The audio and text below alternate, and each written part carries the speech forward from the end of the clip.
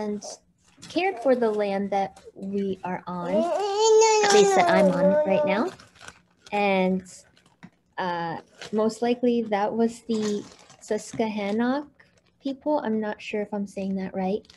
I knew nothing about them. I read a bit. Sorry, something's going on over here.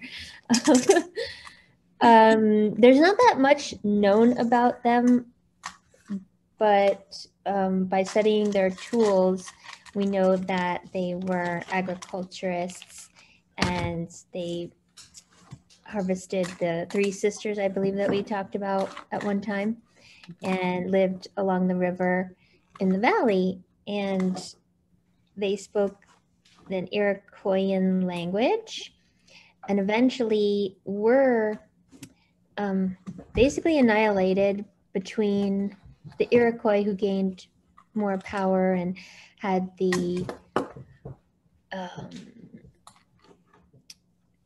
allies in the English people, and then all the disease and everything. So there are no known natives left in the area that I could find any information about. And here's an interpretation of what they may have looked like. That would be after the settlers came and they obtained guns and fought with other groups over the fur trade. But I thought that was very interesting, and reading about that made me feel more connected with the Susquehanna Valley, which, as you know, we're a bit newer too. So why I am here this morning relates to that, because I was inspired to look that up because of you all and because of my participation in the things that we do here. And I am always learning when I come here, even if we're not doing like a quote, educational program. I'm learning about you as people. I'm learning about people with a capital P and history and all these things. So that's a main reason why I come here, because it's enriching my life through learning. And then the other piece is the renewing my spirit for the week, because I know that we're all in this together and we have such a important piece of our lives in common, which feels really good to be part of. And I think when I was a little bit younger, I probably would have been more hesitant to join the group and join committees and be accountable and committed, because I was a commitment phobe or whatever. But now it actually feels like the right thing to do and feels good for me, and also helps me be accountable to living a better life, being a better person, and doing more good for others. So that is why I am here today. Thank you, Jessie. Thank you. That was a beautiful way to start the morning. And I think you have a lot of people within our community and beyond that probably, feel the same way you do and are looking for a community as such. And we hope that they can find it here with us. And I do want to welcome some new faces, or at least new names, new folks that are joining with us this morning. Mary Ann, we welcome you and hope you enjoy your time with us this morning.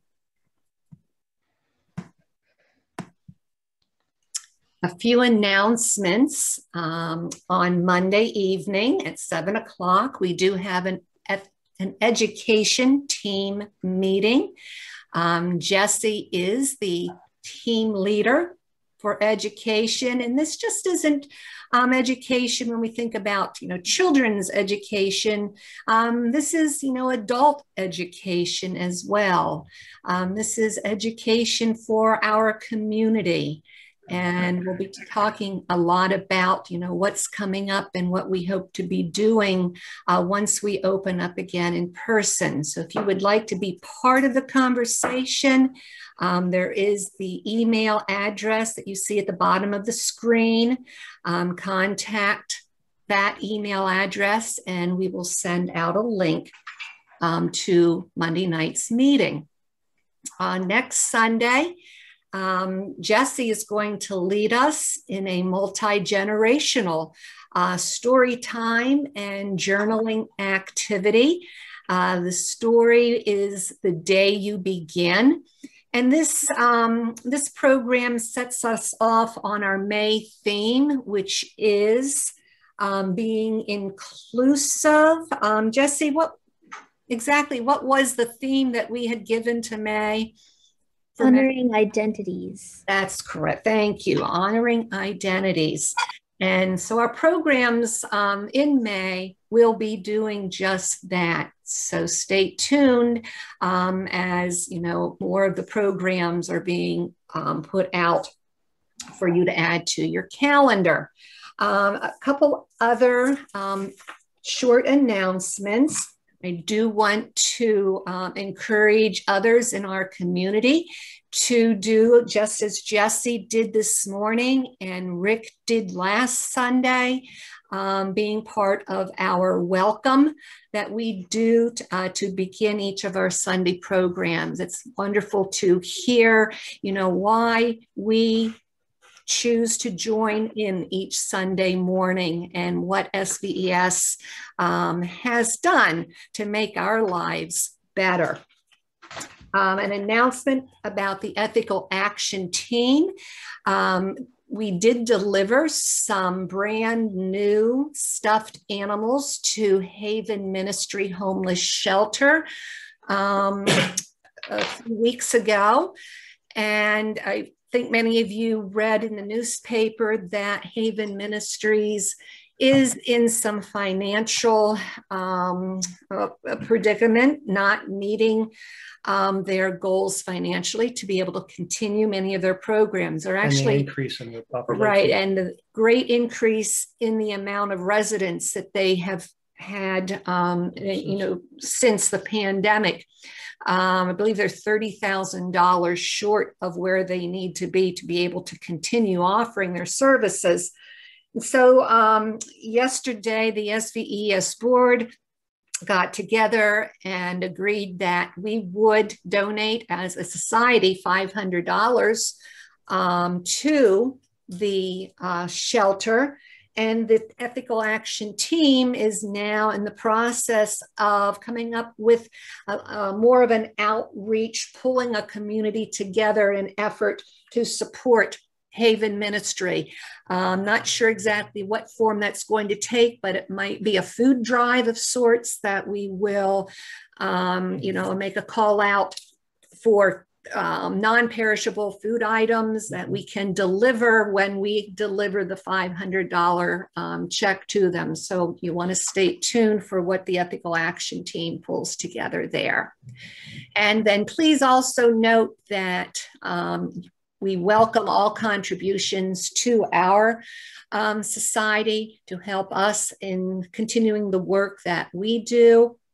And a gentle reminder, the May 5th due date for quarterly pledge amounts.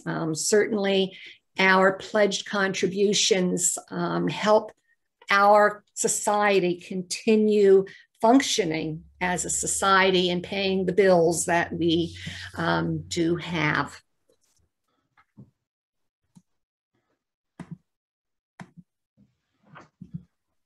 Okay, I'm trying to change. Oh, there we go. Oh, sorry about that, gang. Back up. Okay. So what is an intentional community? What is the reason that we do come together each Sunday? Well, we come together to deepen our sense of the meaningfulness of life. We come together to shine light on the ideas with which we guide our choices. Meeting together gives us courage to take the higher path and to get to know one another over time, an appreciation of each one's unique and incomparable worth. And together, we know that, coming together is much better than trying to work individually. We work for a world where love and justice cross all borders.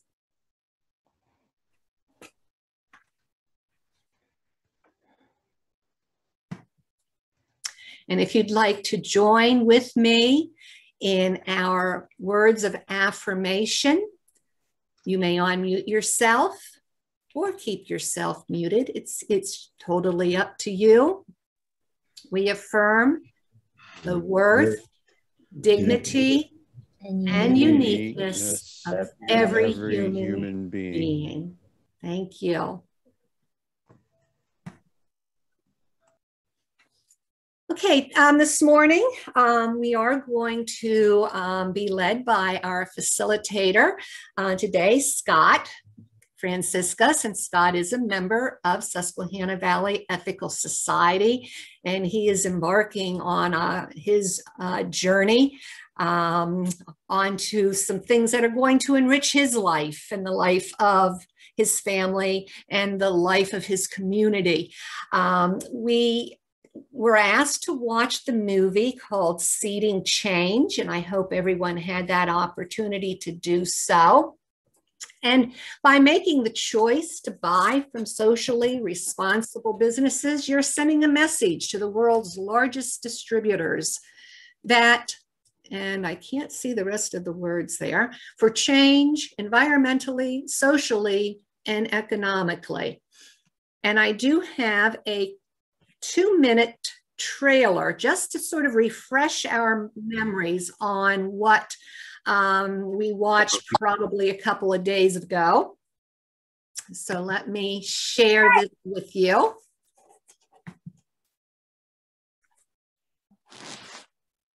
Blah, blah. Blah, blah. Blah, blah.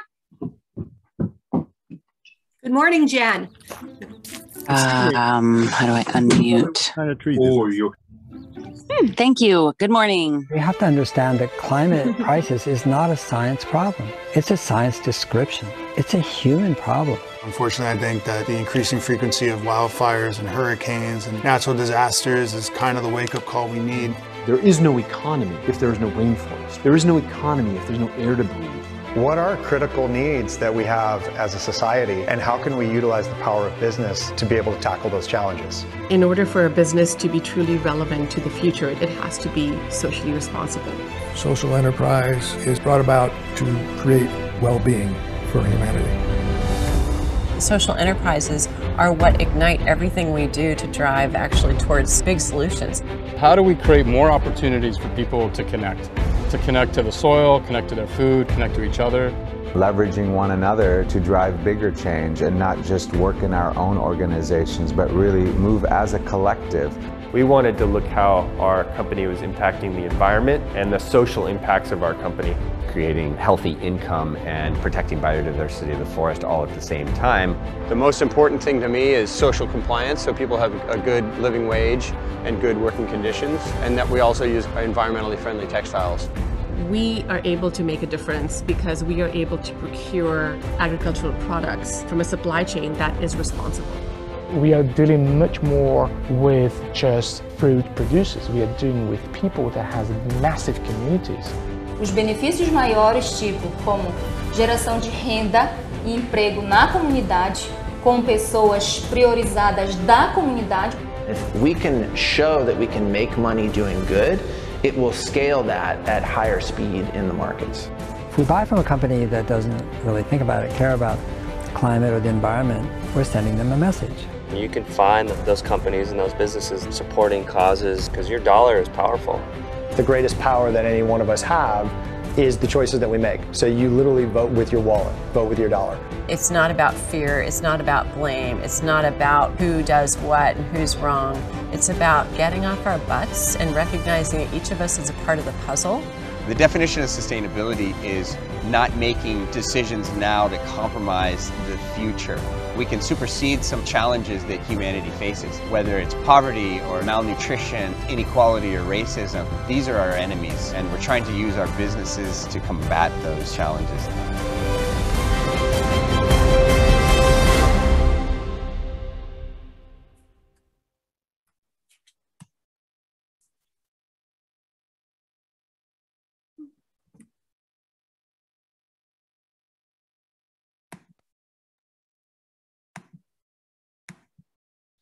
Okay.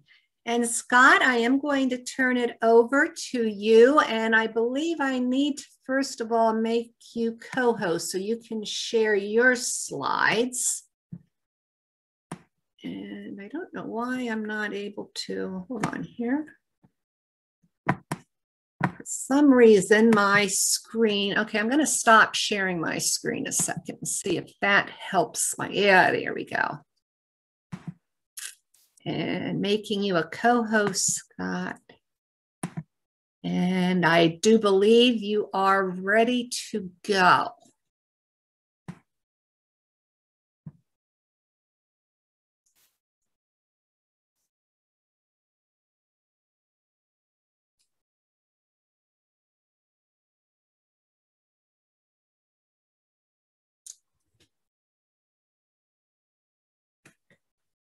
Can't hear. There we go. How about now? Gotcha. Good. All right. Did everybody get a chance to watch the movie, the documentary, prior to this morning? I know Patty and Mike, you guys did, and Rick, you said you did. Did everybody else get a chance? Jesse said you did. I think Jesse was nodding Okay. head yes. Nice. Okay. All right, good. That just gives me a little understanding if you guys have watched it. It's going to be really helpful this morning to be very interactive. You know, go ahead, feel free to unmute yourselves so that way we can have a little bit more of a dialogue. I guess first off, what was your impressions as you watched it? What was your first impressions of watching the documentary, your first reactions?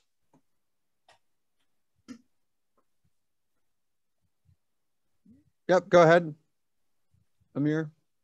Yeah, I had kind of mixed reactions. So, I mean, on the one hand, I liked I sort of agree that there's a lot that companies can do to be more environmentally friendly and help fight climate change. And I thought there were some good examples of those companies. And, you know, it was, of course, very sort of positive and heartening to think that we as consumers can, you know, do good by supporting more of those companies.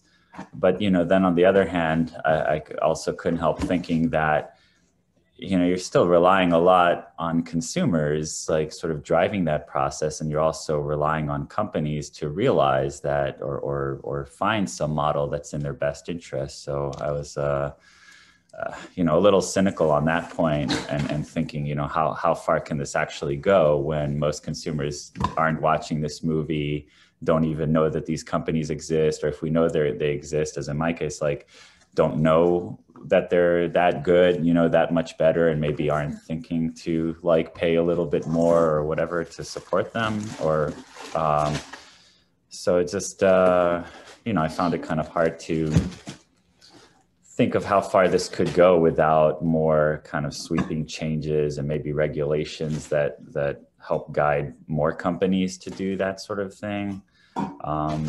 And then just sort of like on a more micro note, I was thinking of the company that sells the acai berries and the trees, or was that the one that was doing the palm trees? I can't remember now at the beginning. Okay, so yeah, and you know, they're saying that that's sort of helping prevent deforestation, but they're talking about how it's important to have diversity of trees and all this stuff. And you know, I was also thinking a little cynically, like how much is that company actually helping promote that part of it? I mean, I assume those trees are good also for, you know, carbon dioxide capture and all that, but is it really a viable replacement for the Amazon and its amazing biodiversity and all its different type of trees and sort of what's going on there. So that was kind of my general reaction to that. Okay. Anybody else? Yeah, I'd like to get everybody's feedback, and then we'll circle around. I'm kind of with Amir here. I kind of had mixed feelings about it too. To me, I kept picturing a 3-circle Venn diagram of empathy, what was it? Pot smokers and capitalism. That they all came together there, but it's still capitalism, and it's a profit-driven industry, and I have mixed feelings about that. And then another thing I noticed, that when they were burning the seeds or the shells or whatever it was, sure, they were talking about, how you offset different things, but I didn't see no scrubbers on the burned waste going in, and that brings up CO2 too, because you're burning that. There should have been some kind of cleaning system on the stacks of how they were burning that to make their energy. That's just something I do for a living. So that just jumped out at me. That was glaring to me. But it's a good idea. You got to get it out there. You got to take baby steps. You can't be cynical about everything. And they're starry-eyed entrepreneurs. Let's give them that, anyways. Yeah, I think when I was watching it, I was just so amazed by the innovation of a population of people that we often say, aren't doing anything. That millennial generation, what are they doing? And always complaining about the millennials, and I'm like, well, wow, this is that they're having these opportunities, to be innovative. I found very positive message. I guess more on a personal level, and knowing, that since becoming retired and living on retirement through the, fixed living that we now find ourselves in, it really gets to be a little, cost prohibitive to partake in a lot of, these good practices, that are being presented. And that makes me, sad that I can't participate and do more because of that financial block, that limitation. Thank you, hon. That is, standing before us. I guess my thoughts and process was, as I was watching the video and so forth, I'm thinking, I've only ever once been in a Trader Joe's, which kind of more or less, I think, promotes these kind of entrepreneurs and so forth. But we don't have anything like that in this area. We have, Wise's, we have Giant and so forth like this, which basically, I don't know if they actually carry any of these products. It's been so long since I've been in a grocery store anymore at this point. I don't really know what's on the shelf, but it would be interesting to go through some of the major chains here in the area, and Walmart also included in that, and check and see if any of these products are actually being carried by those establishments at this point. But the other thing I thought was rather unique was what the follow up on what Pat was saying, is that the age of these entrepreneurs are, I don't see any people my age obviously doing or venturing into anything like that. It's the younger generation, which seems to be taking this climate change and so forth very seriously, and they're stepping up to the plate. I think at this point, and I think it's resonating. And I was impressed with the fact that, what is it, USC, I think in California, University of Southern Cal, is actually offering classes and so forth in this area of entrepreneurship and so forth. So I mean, that was my take on it. I thought it was a very good video. I wish everyone would have an opportunity to view it and get a perspective on what's out there and what can be done. Well, I am a big proponent of capitalism. I know that sounds strange in this liberal environment, but capitalism is an amazing engine for producing goods. And it does a very good job of that. It's not very good at producing services for people. Like, it's not very good at healthcare. It's not particularly good at maintaining a prison system or a lot of other things that ought to be done by the government. But it's an example of how capitalism can, with a little bit of ethical thinking, do real good, produce a product that people would want and make a profit. So that was kind of my thoughts when I looked at it.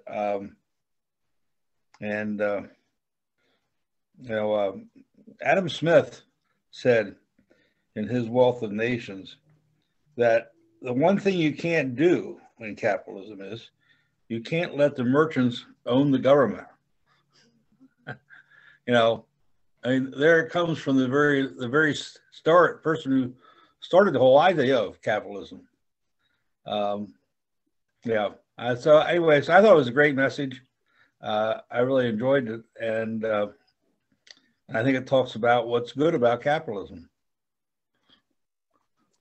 So, Guy, we'll have to plan a discussion later under the topic of is capitalism ethical? Somewhat joking aside, I would take the opposing viewpoint and say that capitalism inherently is not ethical, that ultimately it is profit driven and not people driven. And so can it be ethical if its really only focus is driving for a profit? But that can be another discussion for a later time, because actually one of my critiques of the documentary would be that I felt it actually promoted capitalism a little bit too much. And I was looking for something a little bit more discussion on that idea. Near the end, somebody makes the comment, that basically they are looking for solutions to the problems of climate change. Yet the question that the documentary didn't seem to ask was, what created the problems in the first place? And one might make the argument that capitalism created the problems that it is now attempting to try to solve. But again, we can have that discussion a little bit later or at another time. So one of the things that you guys were talking about were the different companies. So the UN has these sustainable development goals that they're looking at. So, ending of poverty, zero hunger, good health and well-being, quality education, gender equality, clean water. And I trust you guys can keep reading the ones that are there.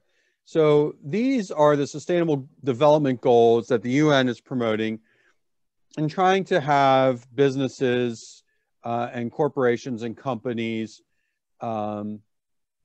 factor into their business model. You might remember them talking about a triple bottom line.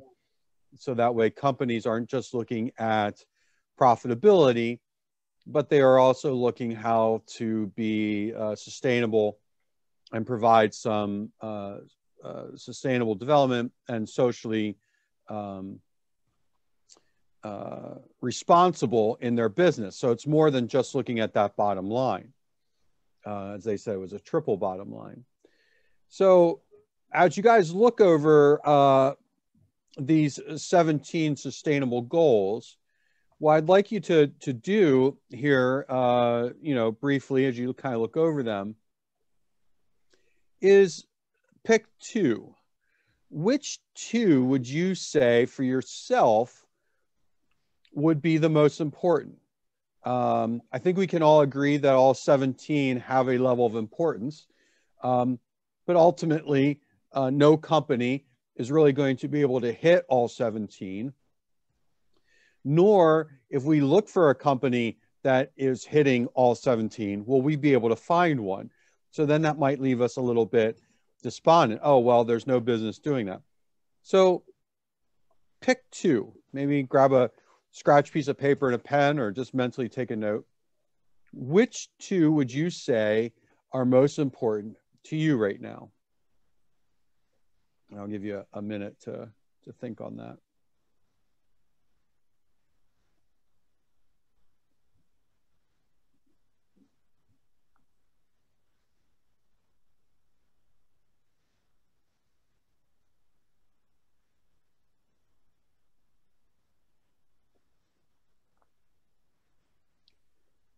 So, a couple questions then for you. Which of the sustainable development goals resonated with you, and why? So if you'd be willing to share, maybe which two did you pick that most resonated with you?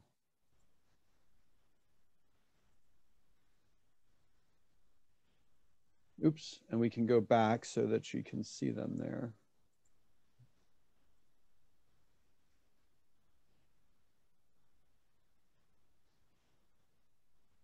Anybody can go ahead. I'd say for me, climate action and clean water, not so much because of, any personal interest so much, is just that from, what I'm hearing, and I just saw a good interview with Noam Chomsky as well, like, climate crisis is really threatening to destroy us and destroy our future generations. So I feel like if we don't address that, like, we're really not going to be in a good place. And also water, because there's been a lot of, arguably some of the wars and tensions that are going on around the globe, in particular in the Middle East, revolve to some extent around having water and access to water. So I think that might also be an important issue to resolve, but, obviously others are important here too. Okay. Can you say them again? What were your two? It was climate action and clean water and sanitation. Okay.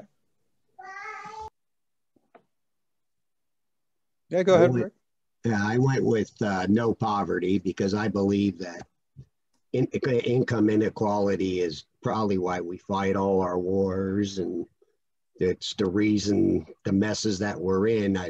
If you got to end poverty, it's just a continuing thing in mankind, and that's a root cause of all problems. It could cover a lot of this, like zero hunger.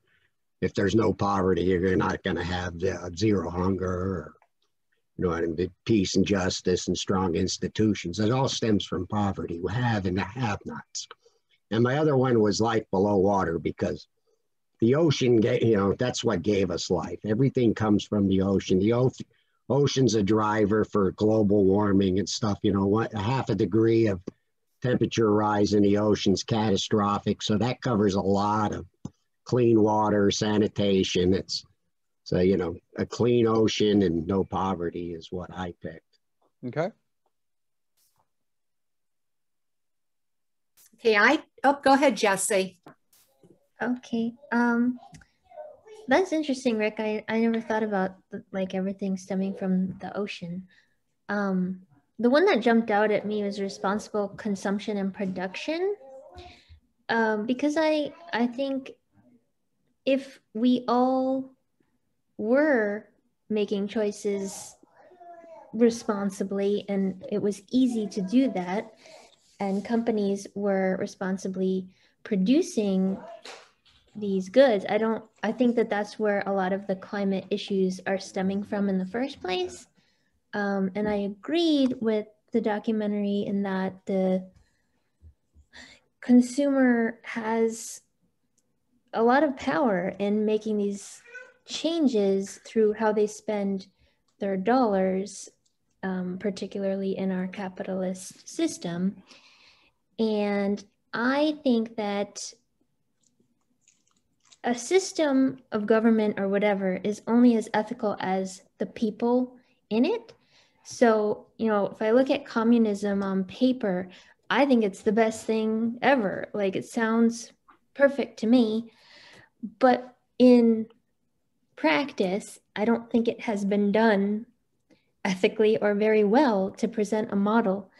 And capitalism is just the same. I mean, it's on the other end of the spectrum, but if it were done ethically, it could be amazing, but it's not. So I think that that would have the most impact if suddenly everyone were just more ethical.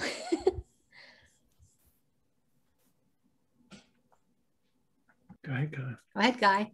Yeah, Jesse, the philosophies of Marxism and capitalism, the problem is that neither one of them start from a basis of human nature. And any philosophy not based in human nature is bound to fail. It needs to somehow work together. But coming back to the questions there, I think a lot more these days about the common good. All of those fit into the category of the common good. But the two that would probably be most interesting to me is reducing inequities and meaningful work, and economic and raising the economy of people too. But that probably isn't as important to me as meaningful work, because meaningful work, as long as you have enough to live on, if you have a meaningful job, you go home at night feeling good about it. It changes your whole attitude about the world.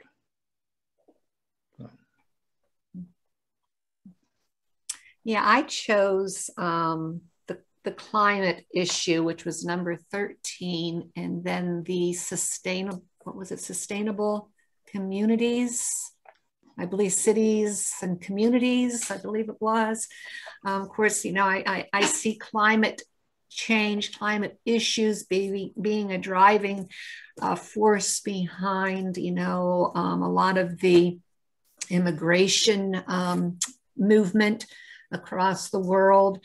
We're seeing our people living in poverty, our people of color, LGBTQ communities being very much affected by what's happening because of the way we handle our energy systems, and and also that factors into what types of disasters we have with floods and fires, and it does affect those folks who are in the margins, impacts them greatly. And so that plays in. A lot of those on the screen, those 17 items, I see as being, very much affected by what's happening to our planet and our climate.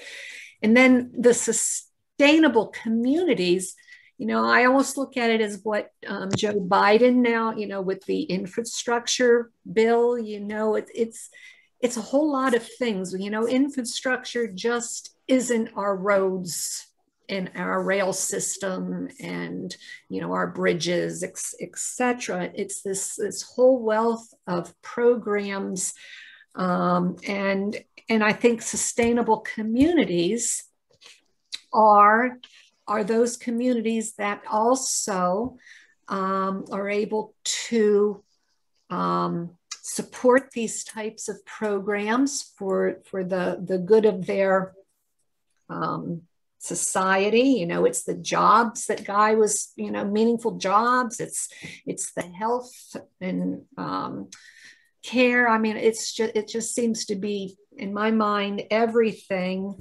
And then thinking of, when Jesse was talking about, consumption and the consumer, and I think, that also kind of plays into my thought process on the cost, of being a good steward of our environment, and how, are we able to, as individuals, sustain, live, within that process as consumers. I mean, is it, can we afford to do so? And that's all part of, I think, sustainability.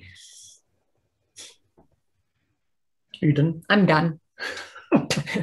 Well, you're deep. I go at things a whole lot simpler. I think if the two categories that I chose was zero hunger and clean water. And the reason I chose those is because in order to have all these other things take place, all the other categories and so forth, you have to have a population which is alive, obviously, and basically healthy and so forth. And in order to have the entrepreneurs and so forth like this, you have to have people that are fed. We obviously need clean water. We're looking at that situation there in what is it, Los Angeles, from the documentary, that they're now taking sewage water and processing it back into purification and purified states and so forth, instead of dumping the treated water 5 miles off the coast. I think we saw that on the news. Or was that on the news? I think we saw that. That was another documentary that I guess we watched, I guess.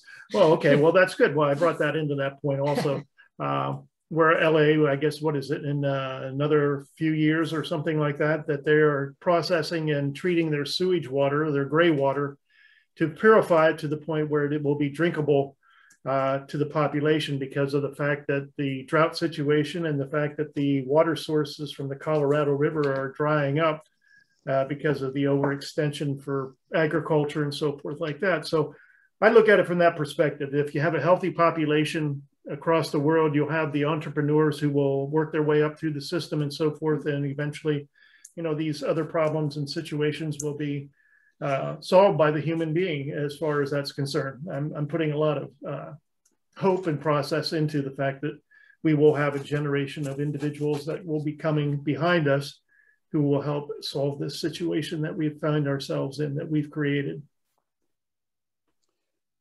Very good. Yeah, thanks. Anybody else want to share?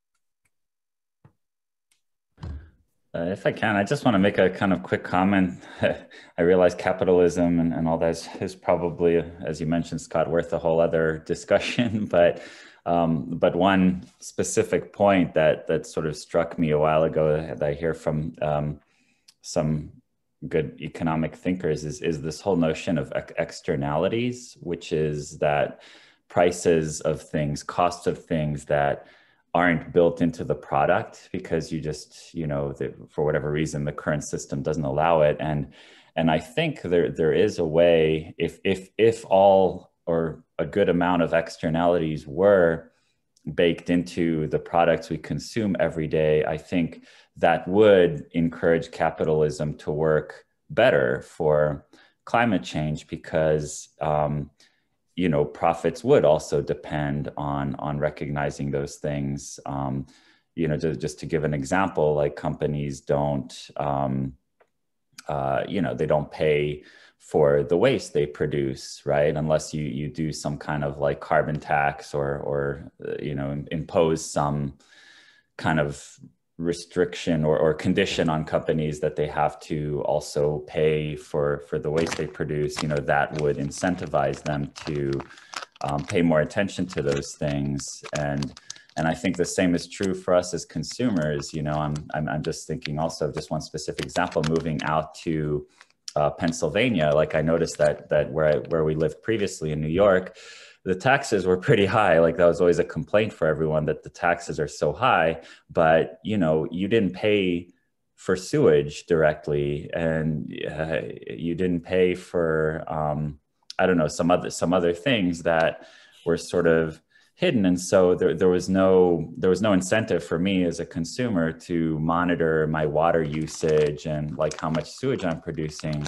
And then I moved here, and ironically, the taxes are lower, which seems great, but then I'm paying for all these separate services, right? And now I get a sewage bill, and it's like, hey, that gets me thinking, like, can I reduce my sewage a little bit? Can I, you know what I mean? So it made even that little change for me as a consumer made that externality of like, this is what my waste is actually costing. It put a price tag on my contribution to sort of environmental waste. And in theory, that should, if you have more of those things be transparent and be part of the whole process, if we pay for, if the cost of products also pays for their impact on the environment, then I think that's a natural way to get both businesses and consumers to do more of the ethically appropriate things as far as climate change goes, at least. Yeah, so I think one of the benefits of the documentary and what it was really trying to show was the importance of us as consumers using our dollars as a way to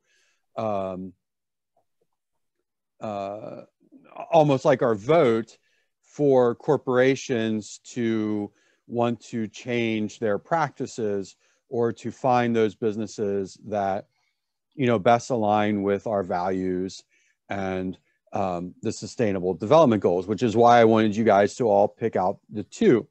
So what do we do from here? Well, as we listen to you all, we all have different sustainability goals that we find important, be it clean water, be it a living wage, different things. So part of, I think, our responsibility then as consumers is looking at those, taking those two that we said, okay, this is what's important to us, and then doing a little bit of homework and finding those businesses that then align with those values or are working towards those values. Not only finding corporations that are, or businesses that are doing that, but then maybe even also contacting businesses and saying, hey, this is really important to me. Here's why I think it should be important to you as a consumer. I'm not just one individual saying this, but here's other people that are saying, we would like to see businesses move in this direction as well. I did put in the chat a link to a YouTube video. It's called Adam Ruins Everything. I don't know if you've ever heard of the series or seen it. The one that I linked is on recycling, which I think is interesting because it shows how corporations shifted the responsibility of recycling onto the consumer. Not to spoil the whole video, but some of you might remember the public service announcement of the crying Native American. I think it was in the late 70s, maybe early 80s. And it was really the promotion of the recycling movement. If you watch that PSA though, it makes it seem like, this was a government sponsored, this is to help encourage the citizens to become more responsible in recycling. However, it was major corporations that paid for that PSA. And what that PSA doesn't do is ever talk about the role corporations played in moving away from sustainable practices to plastics. So it shifted the responsibility onto the consumer that you're now responsible for the recycling of the plastics rather than the corporations taking responsibility for what they're producing. So one of the things I think the documentary did somewhat well is talking about businesses that are looking at a both and solution. That it's not just the consumer that needs to have the responsibility, but also the corporation looking at finding ways to reduce their waste, to reuse their waste, and to provide, maybe livable wages or sustainable wages. There were two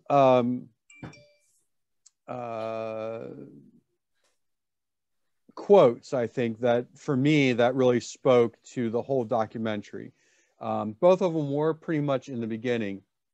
And one was talking about how the climate crisis is really, it needs to be about thinking about today. It's not so much about a future crisis. The climate crisis is now. The things that we need to do are now. We need to think about the now, just not necessarily what's going to be happening in the future. And the second quote then was this one. Climate change isn't a science problem. It's a science description. It's a human problem. So let's be human. Let's be humane. Let's be the best humans that we can be. And that really struck me because oftentimes we hear climate change as a science problem and science needs to solve the climate crisis. But ultimately, climate change, climate crisis is really just describing this human problem. And we do need, I think, to take ownership that we are in this situation because it is a human-made problem. Part of that is our consumption.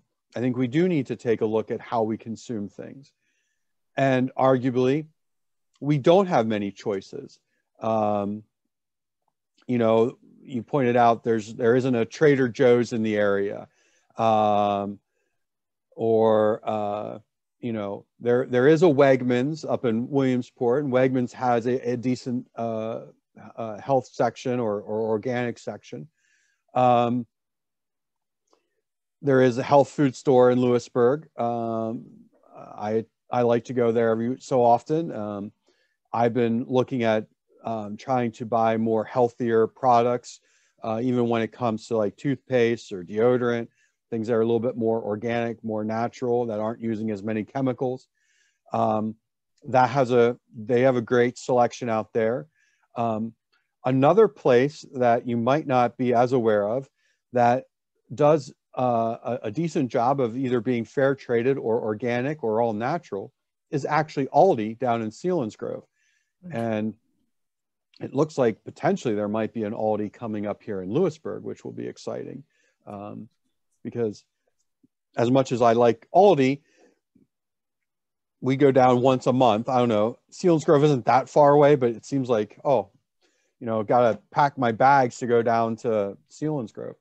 But there are hopefully more options that we might not always be aware of.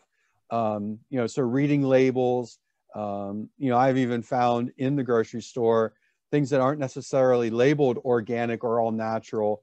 You know, well, who is using the least amount of ingredients? You know, maybe they're not, you know, certified as organic or all natural, but they're using less ingredients. They're using more quote unquote natural ingredients in their products.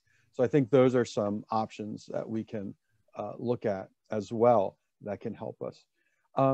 So I thought, oh, Amir, was that a quick raise hand there? Oh, yeah, sorry. I was just going to interject that those are good points. It also reminds me, you know, I did a brief stint as a postdoc in food policy, and one of the interesting facts I learned was that we spend a lot less of our salary, like a smaller proportion of our salaries on average as humans today than decades ago. Like people used to spend a higher proportion of their money on food than they do today. And that just struck me as sort of another thing that I think makes it difficult to get consumers on board to sort of make the right choices, because I think to eat healthier and to, you know, to buy more sustainable products in a way might require a shift in consumer sentiment, that like maybe we spend less of our money on material goods, you know, and go back to like spending more of our money on quality foods, things like that, which I think people are very resistant to as well. So just want to, yeah. And I mean, so my wife and I actually, my wife made a post about that just yesterday. So for our children, we always, when it's their birthday, they can pick, what restaurant they would like to eat out at. So obviously in this case with COVID, we, okay, well, where would you like to eat? We'll get it to go. We'll bring it home. And our oldest daughter, she turned 20, and one of her favorite places is Olive Garden. So we're like, okay, that's your choice. So we, everybody picked what they wanted to eat. So we're a family of 6. We had a friend over, so it was 7 of us. Our bill for 7 people, I don't think was too bad, but it was about $100 for 7 people. Again, I don't think that's too bad for eating out. Somewhat reasonable, I thought. Was that about $12 a plate? Last night, my wife made dinner. There was 6 of us, and we spent $26 for everybody to eat what they needed. We had pork and green beans. We had more than enough for everybody. Now, there weren't any leftovers, but everybody had what they needed to eat.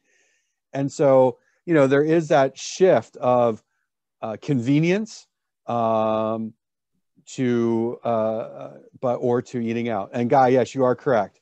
The Native American in the PSA was not even Native American. He was an Italian actor who actually made his name playing Native American parts. So that's a whole other issue with that PSA as well.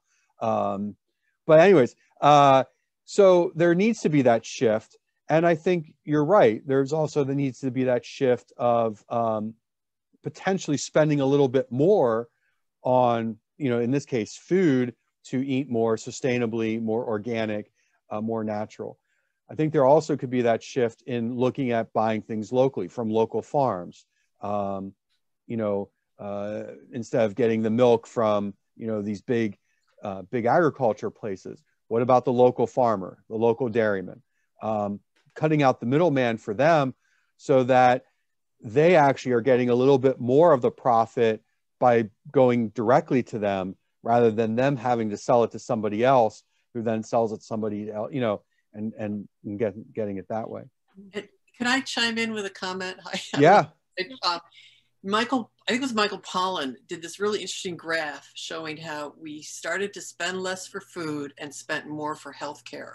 It's like the lines intersect, cost of food going down, healthcare going up. And I think there's a relationship there because the American diet is not healthy. It's cheap, but not healthy. Correct. Yeah, it's overly processed, not healthy. My wife and I can attest to that. We've changed our eating habits. Both my wife and I lost over 100 pounds, and just how we changed, in part, our eating habits and changing our diet and looking at more healthy. The other thing that I think this documentary showed as well and reinforced what we talked about 2 weeks ago is moving back to native practices, that the colonization of the farmlands, the Europeanization of how they do monocropping has been a detriment to not only the environment, but to our overall health as well. So we can get more out of the land if we did more crop sharing, or not crop sharing,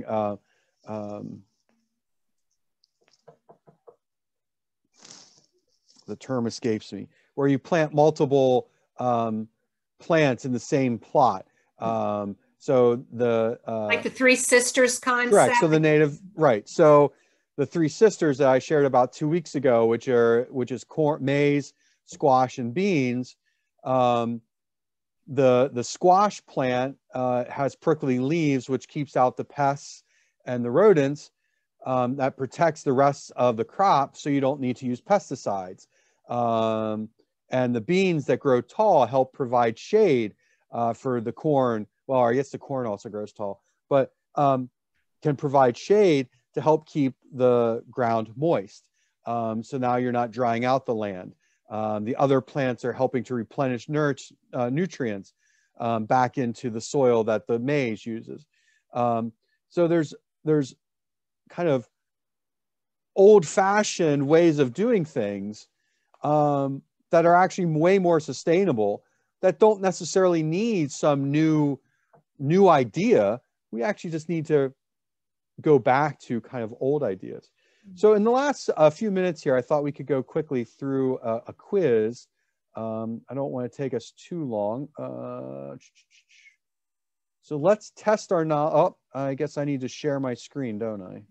Yes. All right. So let's test our knowledge. You guys can go ahead, just kind of unmute yourselves. We can just call out the answers as you see them or as you know them. So Paul Hawken wrote one of the following important sustainability books. Does anybody remember? Was it The Ecology of Commerce? It was. Very good. All right. What three things does the triple bottom line attempt to balance? Does anybody remember?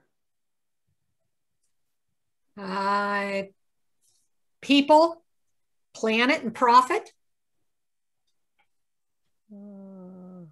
No. I need to hold on here. I think you're close. Okay.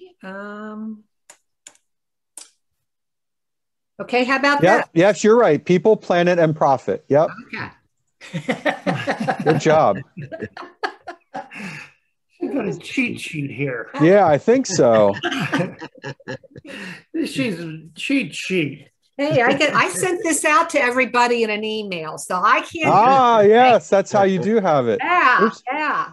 Blank is the long-term heating of Earth's climate system that's been observed since the pre-industrial period due to human activities, primarily fossil fuel burning, which increases heat, trapping greenhouse gas levels in the Earth's atmosphere. Global warming? Yep. Climate change, global warming. Each of these is considered a greenhouse gas except for one of them. Water vapor. I would guess that too. I'm going with helium. Shoot, you know what? I should have looked at these as the answers. I was expecting. I thought it was helium, but I don't know. Nope, helium, it's helium. Helium is not a greenhouse gas. Hey, another one for the old Arduini. I'm not competitive at all, am I? No, absolutely not. Hey, there's Pat's cheat sheet. Yeah, there it is. Blank is a significant variation of average weather conditions or the long-term change in the average weather patterns that have come to define Earth's local, regional, and global climates. All right, you know what? I realized I did not look at these as well as I thought I did.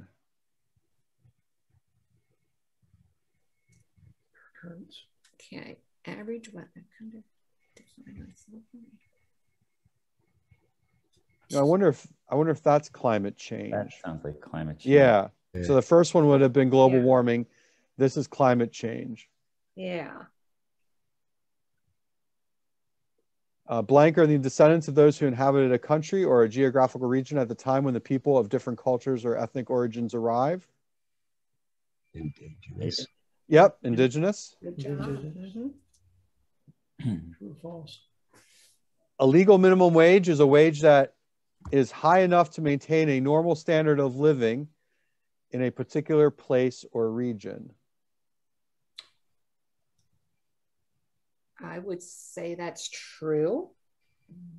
No? False. I mean, depends on how high it is. Yeah. A living wage. Yeah, you can't live on the minimum wage here. No, see, it doesn't. It does And not it's say legal. living wage. What says legal? A Minimum wage. Minimum wage. A minimum wage. Oh. Oh, okay. Wage. Oh, so then that would be false. Correct.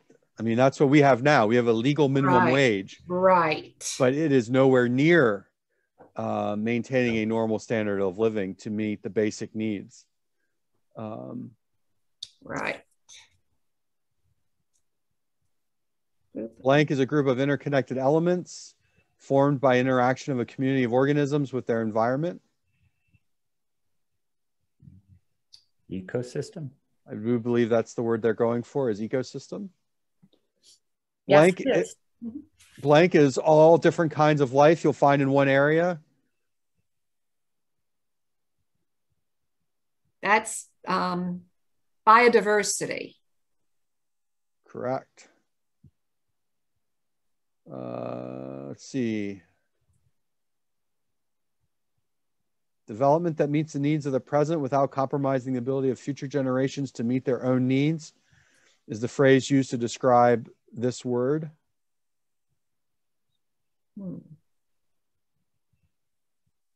Sustainable? Yeah, sustainability. Yep. Shareholders are the owners of a company, while blank are those who have an effect on the business and those whom the business might impact. Is that consumers? Not consumers. Shareholder? No, that's not it. Stakeholders. Stakeholders. Stakeholders? Yes, stakeholders. Oh, stakeholders. Okay. Which consumers can be a stakeholder in it. Right. But stakeholders and consumers are not necessarily making the profit out of the business, where shareholders, get some of the profit out of it. Blank is a group of interconnected elements formed by the interaction of the community of organisms with their environment. Wait, I'm sorry. We did this. I'm sorry. Yeah, my finger went the other way. Blank is a holistic farming system that uses ecology-based pest controls and biological fertilizers. Organic. Traceability and transparency are the same thing. I am going to say false. Yeah, I am too. So, yeah, do you define that, traceability and transparency? I have the definition here if we need it. Oh, you have it too. There we go. Traceability is the ability to trace each step of the manufacturing process. Transparency is sharing that information that you've gained through traceability. So they're not the same thing, but they are definitely connected. So traceability is looking at those steps, and then being transparent is sharing that. And I think that's one thing that you see in major corporations today, that they are not necessarily transparent with their traceability. So judging at the time, I'm not sure, there's quite a few more questions, and I'm not sure that's necessarily going to be the best use of our time right now. So any lasting thoughts on watching the video? Did it inspire you to maybe change your habits, to look at your habits? Yeah, I think for me, I'm always, I'm always looking at the SVES community and how our community that we have built together can address things, can work towards solutions as a group rather than just individually.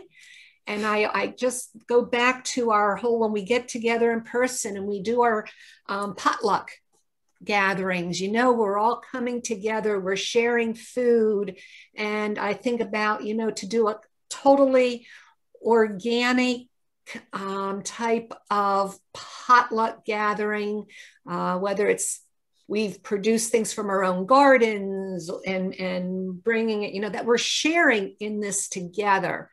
And, right down to what we're using to eat the food, what kind of utensils are we using and bowls and, the whole thing. I think, doing things together and getting support, among ourselves, encouragement helps a lot as we try to tackle some of these problems. I think for me, the one thing to always keep in mind is, as while the problem might seem daunting and overwhelming, and you know, what can just one person do? I think it is important to realize that our small steps can make a big impact if we're all willing to take that small step. And I think as we take that small step, you know, if it's looking at, you know, which business meets our sustainable development goal that we find important, or, you know, what type of silverware we use at home or in gatherings, when we begin to kind of look at one thing, to keep in mind that that can help prompt us to ask another question in the next thing. The one company did talk about that. The guy talked really fast, and he's like, okay, so we wanted to do this. And then that asked a question, well, how do we do it this way? Which then asked another question, which asked another question. And I think if that's something that we can keep doing, is asking those questions, you know, and we don't have to solve the whole problem all at once, but we can break it down into those smaller steps, those smaller questions, and see what we can do in our own way. You know, one thing that frustrated me is I was excited listening to about the one company, what's it called? Outer Known, I think. It was a clothing company looking at different ways to be sustainable and not create as much waste, looking at different cottons and stuff. So I went on their website. I'm like, you know, I said to my wife, I'm like, hey, this might be great for Christmas. I'd like, you know, maybe let's start building our wardrobe based on this. And then I looked at a price of a simple t-shirt was $55. And I'm like, oh, yeah, well, that's not quite sustainable where I'm coming from right now. So while I can applaud what they're doing, obviously I'm not buying a t-shirt right away. But I can use the thrift store. You know, I can find other ways to enter into the gift economy, and, you know, clothing that I no longer need, you know, being able to gift it rather than necessarily needing to sell it, and pass it on that way, or helping to, you know, the local thrift stores to be sustainable in their being able to provide goods and services. My wife and I discussed, you know, that doesn't necessarily stop the gap from overproducing, but, you know, it's one little thing I can do. I can start somewhere. The other thing is, you know, I had our children watch it with me. My daughter, our oldest daughter, wants to go into the fashion industry. That's what she's going to school for. And I'm like, great. You know, now take what you learn here a little bit and apply that to your classes. You know, you know, you can look at ways of creating a more sustainable, more environmentally friendly, and maybe even a more affordable way of purchasing clothing that is better for our environment, and different things like that. Good job, Dad. That's great. Yeah, Jesse, I thought that I never heard of the Thrive online market either. You know, obviously, if businesses can scale up, then they can make things cheaper. You know, that again, that's the power of the purse. If more consumers are looking to purchase or not purchase certain things from organizations, then organizations will look at, you know, well, maybe we do need to do it a different way. And then they can use their purchasing power to do it, things. Yeah, I think it'd be great if we could create some sort of a list among ourselves and share it with each other as to some of these things that we've brought up here. And even, you know, what local businesses we might be able to support, you know, that follow some good practices. I know we get our toilet paper and our paper towels and our tissues from a company called Who Gives a Crap.